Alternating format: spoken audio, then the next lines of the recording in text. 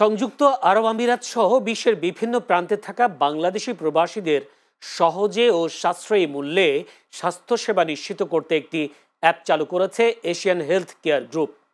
প্রবাসী স্বাস্থ্যসেবা নামে মাল্টি স্পেশালাইজড টেলিমেডিসিন অ্যাপের মাধ্যমে প্রবাসীরা বাংলাভাষী বিশেষজ্ঞ চিকিৎসকদের কাছ থেকে স্বাস্থ্য সংক্রান্ত পরামর্শ নিতে পারবেন।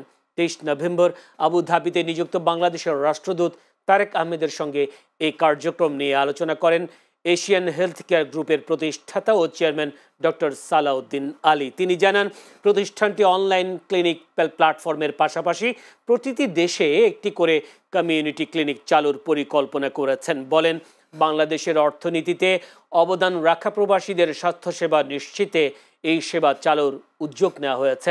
এ সময় উপস্থিত ছিলেন বাংলাদেশ কনসুলেট দুবাইয়ের নিযুক্ত কনসাল জেনারেল রাশেদুজ্জামান, দূতাবাস কর্মকর্তা শাহনাজ পারভিন রানু সহ অন্যান্য কর্মকর্তারা।